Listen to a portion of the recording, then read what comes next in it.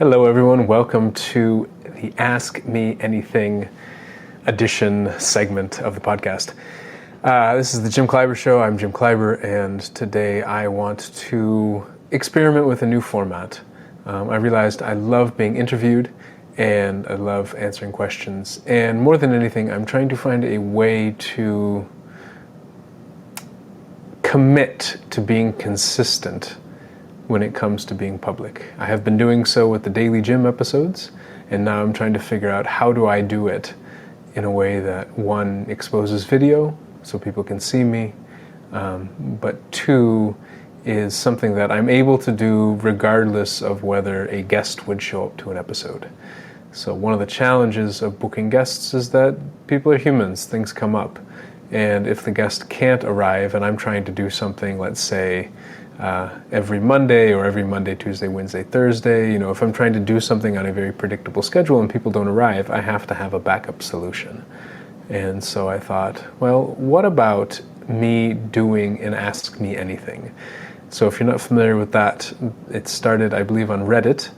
It was I don't know, it's a long acronym. But it's basically like, I am a janitor, ask me anything. I am an astronaut, ask me anything. I am an American who works in Silicon Valley, ask me anything. And so it was often based on a specific type of person, and then people would just come in and ask lots of questions, and that person would answer. And so the idea here is very similar. Ask me whatever you want to ask. In this episode, I have a few questions from friends that trickled in, and I hope over time it will grow with more questions from other people. I've filled in the gap, so there are 10 questions that I'm going to try to answer. I'm going to try to answer them in about 2.5 minutes each. Perhaps it's too long, perhaps it's too short, perhaps it's too many questions. I don't know. It's an experiment, so we're going to try to figure this out together, and we'll see if I last without taking a sip of water because I forgot to grab water. So we got 20 seconds left before I go into the first question. So just sit back, relax. Hopefully afterwards I'll chop it up and we'll be able to put these on social media so people can see shorter versions of me talking and hopefully get more guests in the near future. So here we go. First question. So let me reset the clock. Start the clock. 2:30. Okay. Question number 1 out of 10. How are you taking care of yourself and prioritizing Jim? If you're not, why not? If you are able, what can you start with? Question from Pavel. How am I taking care of myself and prioritizing me? I think my initial reaction to this is that maybe I'm not. And I think this is what other people have said to me. They say you need to take care of yourself more, you need to prioritize yourself more. And I had a conversation with somebody else the other day about that, and I thought, I think I do, mostly just not prioritizing myself financially. I'm prioritizing a lot of other aspects of my life. But then if I pause, I go, but am I really? Is my health in really good shape? Do I feel really strong? Do I feel really well nourished? Do I feel, am I eating well? I'm sleeping well, etc., etc. I think what I have been doing is prioritizing future me over current me. I don't know if that makes sense. So when I think about it, some people will say that I'm not prioritizing myself. At the same time, they'll tell me to get a job and I say no. And then they say I'm selfish. So there's this weird conundrum of people thinking I'm not prioritizing myself, but then almost saying I'm prioritizing myself too much. And I think I have tried very hard to prioritize my future. And what I mean by that is prioritize the type of work that I want to do, prioritize feeling excited and alive and motivated, prioritizing the relationship I want to have in the future, not so much how it currently is. And I think it's an ebb and flow. I think maybe I could prioritize the present moment a little more, but for example, I'm trying very hard to figure out how can I do work across multiple countries, multiple continents, because I have many friends in these places, and I know myself, I tend to be have have wanderlust and I want to move and go different places. So I have been prioritizing how to figure that out. So maybe I can shift back and prioritize a little more of the present, but I think I have been prioritizing just more towards the future. Not sure if that answers the question, but perhaps that was too short. Moving on. Question 2 of 10. I'm not really good at expressing my emotions and feelings to people. How can I get over it? Manka. First, I don't think it's a getting over it. I don't think we have to get over this. I think it's more of a skill set. I think it's more of an incremental, gradual thing that we could get better at. I don't know if we ever get over it. Get over has this implication of being 100% completely done. This binary yes, no, true, false, over it, not over it. But if we look at it that way, I think life, are we really ever over anything? I mean, we have to be 100% over it to be done. So what I would say is, one, just don't think of it as something that you're ever going to get over. It's something that you might improve at or get worse at. It's a skill, it's a situation that we're often in, a combination of those two things. Secondly, I would say it can be really hard to get better at this skill if we are interacting with people who are not good at the skill.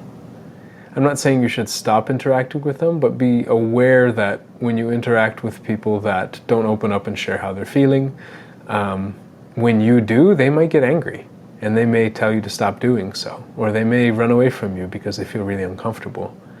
And so if you really want to get better at this stuff, one, it's easier around people who are already good at it, but two, I don't think we can only hang out with people who are better at it than us, because one, that makes us uncomfortable, but two, we just have other humans in our lives. And so just to be aware that it may be uncomfortable for other people as you're learning this and practicing it, and that's okay. Again, it's not about getting over it, it's about improving, getting a little bit better day by day, feeling more confident, feeling more strength, more endurance, to last through some of the harder conversations and some of the tougher feelings. I can give more advice on where to practice, how to practice, but I think most of it is just, it's more of that mindset of it's practice and it's going to be hard and it's not a steady climb, it's, go like this. So don't be so hard on yourself, I guess. Next question. Question number 3. What do you think the world needs the most now from a leader, Caleb? A leader to show that there's a third way to resolve conflict. So I think often when we think of fighting, we think of somebody who runs away from the fight, or we think of somebody who escalates the fight. The runaway is the one that's doesn't want to get into any controversial or heavy conversation, and the one that escalates it is the one that does name calling and shouts at people and says they're stupid and gets punched and punches back 10 times harder, if you're familiar with that phrase that Trump had used before. And I think the person who escalates the fight tends to have more capacity or endurance to deal with the fight, because the one who runs away just runs away. And so I think we have a tendency to look at the person who escalates it and says, that's the person we want because they're being active. At least they're doing something. But I think it's because we don't believe or even see that there's a way to be above that. That there can be people who fight even harder and who have more capacity to stay in the fight. And I think these are the ones who resolve the conflicts. So if you think about it, you think about Martin Luther King Jr., you think about Mandela, you think about Gandhi, you think about some of these leaders, and they were strong. They were so strong, but also very loving. And so I think once you get to that level of strength, once you get to that level of endurance, then love is the way through. Love is not soft, especially that type of love is not soft. And I think we just don't have many examples of this. And so people turn to the ones that look more courageous, the ones who are at least punching people in the face, they're more courageous than the ones who are running away. But the ones who are even more courageous are the ones who take the punches and still love, and still want to hug the other person and give the other person a shoulder to cry on. That's the type of leader I want to see right now. Ooh, I answered that one just in time, so we're going to start going to the next question. A couple questions from Caleb. This is another one.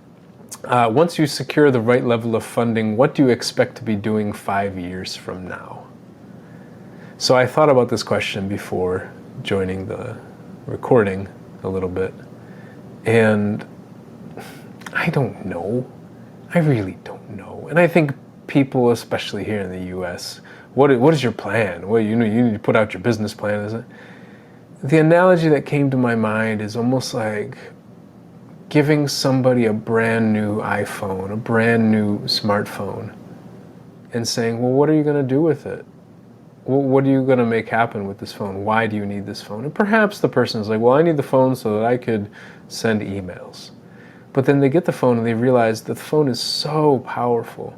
It is a tool that is so capable of doing so many things that they don't know. A lot of the results will come through experimentation, through play, through discovering what the tool is able to do and how the tool can be an extension of who I am and what I want. And I think money is an even more powerful tool than a smartphone. And so I don't know what I expect to be doing in 5 years from now. I think one thing I expect to be doing 5 years from now is podcasting. Is still training in emotional combat, or whatever the iteration of that is, training myself how to be more open and loving and resolve intense conflicts. And two, still communicating, probably through a podcast or video, something like this, with other people. The minimum that I can think I can commit to and I want to do day in and day out, probably for a very long time.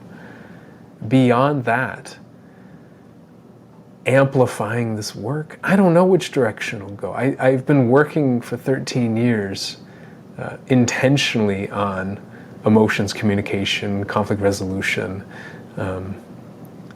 and I'm still fascinated by it. So I don't think I'll stop working on that. 5 years from now, it's like, amplify the message. If I had a lot of money, man, put up billboards, create different, maybe not create different organizations, but initiatives, try to challenge the way that we give and receive money to make it much more unconditional. There are lots of things, but that's the end of that question. I'll go to the next one, which is kind of related. So, question 5 of 10, if money were no object, what would you choose to do first? Okay, when I first read this question earlier, I said, breathe. Hey. And I think the second answer was exhale. So what would I do first? It's like this big exhale. Whew, money's no object. Oh my gosh, the pressure that I've been feeling for months and years might just disappear, and I could just relax for a little bit and regain some strength. Oh my gosh, that would be glorious. But if money truly were no object, it's similar to the last question. I don't think I know. And to give definite answers, I think maybe as a hedge against trusting myself when the moment comes. If somebody, if I were to win the lottery, or you were to win the lottery and receive billions of dollars, would you trust yourself with that money? Do you think you would just go spend it on something frivolous or only take care of yourself and a few other people? Or do you think you would use it to try to empower society or really for a public good? I believe so much of what I've been doing has been for the public good.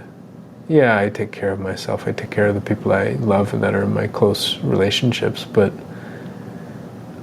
man, the first thing I do, breathe. The second thing I do, probably smile. The third thing I do, probably start playing. Start experimenting. Start trying new things. What are some new things I would try? One, I would try, again, that's the idea of like changing how we deal with money from where it's currently more conditional to make it more unconditional. So having organizations that were all volunteer organizations, but where people got paid through some other means, or like basically having a means that would pay people so that people could go volunteer wherever they wanted to. What else would I do? Probably rebuild iFilio and have money so that somebody can maintain it if they need, because it's going to need maintenance. I'd probably experiment a lot with AI. I might experiment a lot with many different things. I think it would just be experimentation, the freedom to experiment. So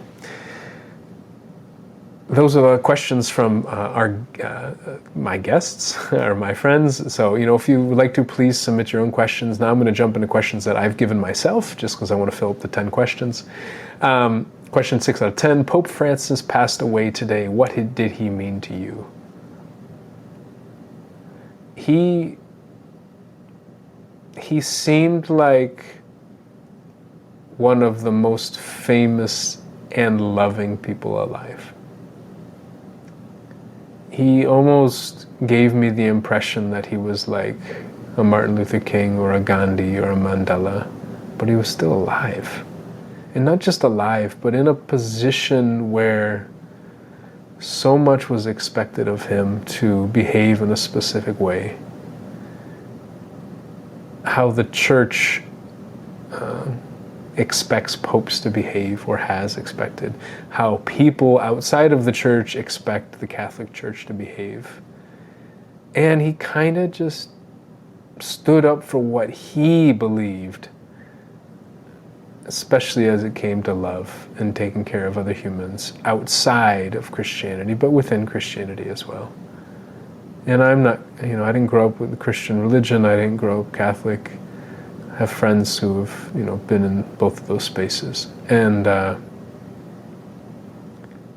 he was one person that gave me a lot of hope. So I feel sad, kind of angry at myself for not pushing a podcast, pushing myself to get to a high level so that I could have met the man.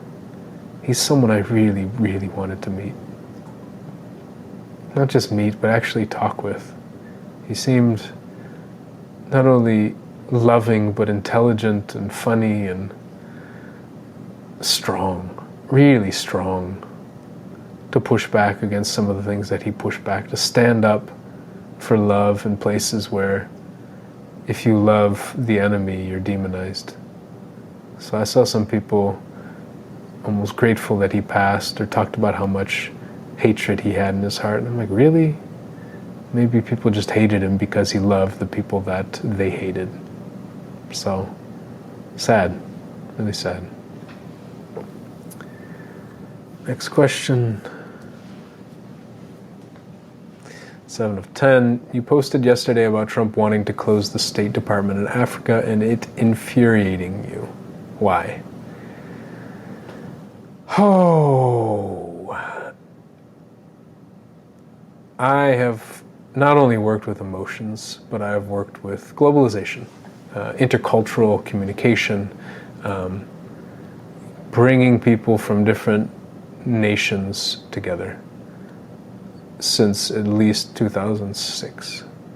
2005, arguably, I went to study abroad, and then I worked in the study abroad office. Then I had international students I hung out with. I was an English language partner for Korean students on campus who didn't speak English. I joined ISEC, which was an organization that started after World War II to unite countries and unite young leaders so we don't have World War III. And did multiple study abroads, lived in Tanzania through ISEC, doing economic development, like aid development work. Have done different trainings in Germany and across Europe in conflict resolution, emotional self-defense, just helping people deal with globalization, helping myself deal with it. And just to hear our leader almost haphazardly say we're going to close embassies and pull out of a continent, it, one, scares the hell out of me because this is how wars start, and two, it infuriates me because of how stupid it is. And I don't think he's a stupid person. I'm not, it makes me so angry because it's so short-sighted, or it's so filled with vengeance and apathy. I don't even know. It's like, we're still going to need to interact with Africa. And if we pull out from Africa, we're still going to interact, but it'll be much more violent. I personally care because, one, I've been to Africa a lot. Two, I have a lot of friends in Africa. Three, I'm dating a woman from Africa. It's hard enough for people in Africa to come to the US now. It may be impossible if there's no embassy. How do you get a visa if there's no embassy? How am I able to go there? How can I go to Africa and these countries if there's no embassy? What happens if I lose my passport? I can't fly to another country to get another passport. How does it work? Do people really think these things through, or are people like, I just don't understand what is happening at the top of the government. It's just that people, I'm unwilling to let a handful of people who are running the government destroy global relations. I'm furious again. I can talk much more about that. I'm going to go to the next question for now. Question 8 out of 10. What has been one of the hardest things for you to learn over the last year? I think this even relates to Trump. Endurance, I would say. The endurance to stay in relationship with people who are not at the level of skill that I wish they were, especially as it relates to communication, especially as it relates to resolving conflicts. I think in the past, if people weren't there at my level, I would say my level, then I would have a tendency to just say, I would focus so hard on them getting to that ideal state, and if they weren't there immediately, I'd be done. And it would cause so much desire for me to run, to find someone who gets me, to find, and whether this is romance or family or work relationships or political relationships.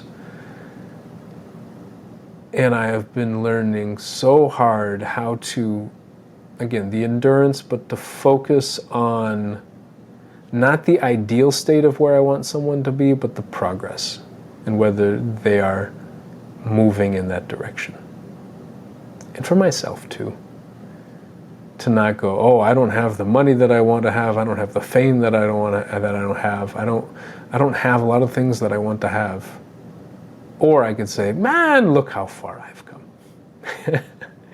Instead of looking at the journey up ahead, looking back and going, wow, I've really climbed pretty far up this mountain.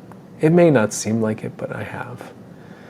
And I think it's maybe learning to do that comparison in the other direction. I talked about this years ago, but instead of just comparing up, it's also comparing down and comparing on the progress.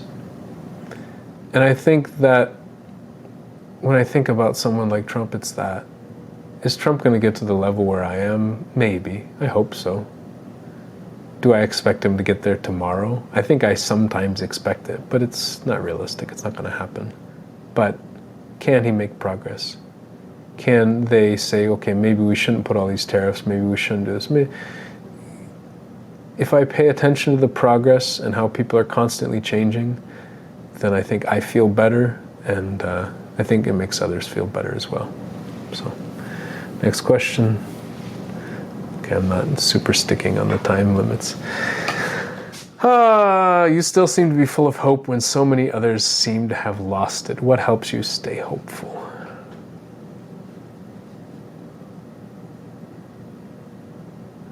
I don't know. Let me say, what helps me stay hopeful? Sometimes what helps me stay hopeful is realizing that if I stop being hopeful, I might drag down a lot of people. A young cousin of mine, I think, got an award from the Optimist Club the other day. And it reminded me how I think I got an award from the Optimist Club when I was in maybe 5th grade, when I was 10 years old or something. And I still don't even know what the Optimist Club does. But it was, ooh, I got an award from the Optimist Club. I must be optimistic. And I think there are a lot of people in my life who look to me to be the hopeful one, whether they say it or not.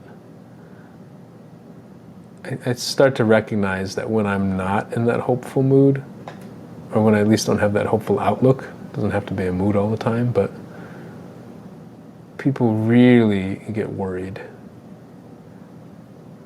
And the belief I've had recently is like, if I give up, man, imagine if people look at me and they're like, if he gave up, man, if he gives up, how am I supposed to keep fighting?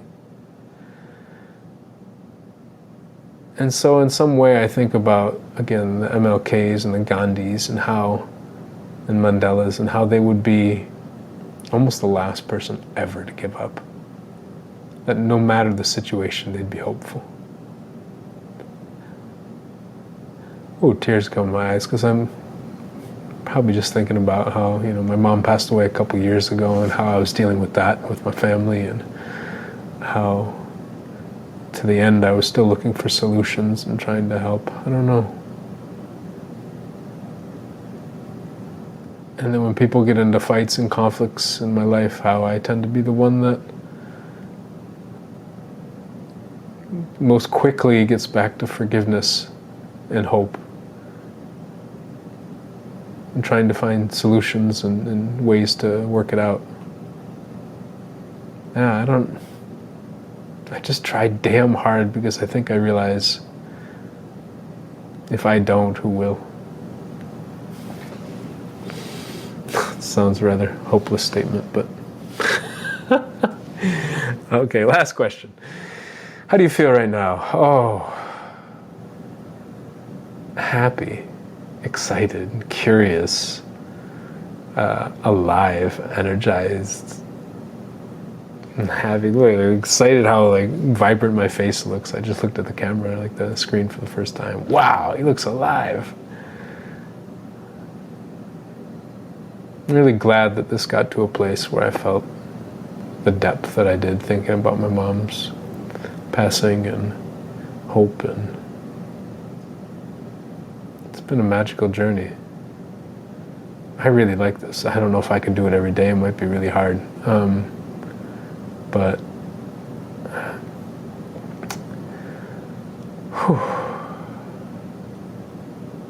feel warm. More reflective than I have in a long time. This feels like a really intimate exploration when it's not live streamed. And it's just me talking into the camera with predetermined questions. Some that I haven't even thought about too much, just wrote them down.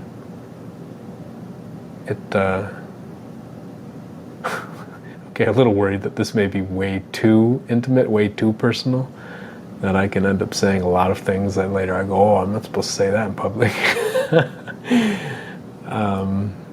Okay, a little worried that the software didn't record well, I'm not sure.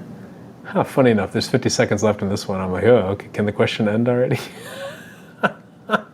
The other ones, I was very excited for the questions, or I didn't even notice that the questions were ending, the time was ending. Here, I'm like, it's kind of dragging out. But grateful that I'm experimenting, proud that I'm experimenting, scared that I still don't have any money, but confident that it's going to come in. I think this format can work really well for me. And for the people listening. So, just really grateful if you listen to this episode or you listen to these short clips. Super grateful and super excited to hear more questions from you. So, now we're going to go into the reflection at the end, and then I will grab some water after I finish. Closing reflection. What did I learn in this session specifically? That I can do a lot of the workshop facilitation that I used to do, and I can do it on recorded video. I can put a structure, I can put a timer, I can put exercises and reflection, and I can do things that I think I do very well in the workshop setting, in the training setting. And I can do them with myself. I could probably do them with guests. And maybe I can even run emotional combat workshops online like this recorded so that it could be scaled. I think the nice thing about video is that it scales even more than the written word. A lot of people don't read that well. A lot of people don't like reading. A lot of people don't listen to just audio. A lot of people want to see a face. Sometimes I want to hide my face. I don't like having to come up with good lighting and backgrounds and all this stuff. What did I learn in this session? For some questions, 2.5 minutes is a really short amount of time. For some questions, 2.5 minutes is a really long time. That I don't know how this is going to play out on social media. I don't know if it's going to feel long, it's going to feel short. What I learned in this session. That, I said I'm not sure if I take care of myself or prioritize myself in the present, but I do. I'm trying to find things that I love doing. The fact that I'm so excited to talk into a computer by myself in a kitchen and then post it and see how it's going to react. I think that also gives me hope, but it also reassures me that I do take care of myself more than it may seem. And I'm fighting so damn hard to have the life that I want to have and to impact so many other lives. So that's the end of the session. 31 minutes, a little over because my timing didn't work very well, but that should work. Thank you so much for listening if you did. And if not, please listen. Please ask questions. Send them to me directly, or we'll figure out a way. Go to jimkleiber.com and learn more there. Thank you all. Check out the Jim Kleiber Show. Thanks, bye. Bye, everyone.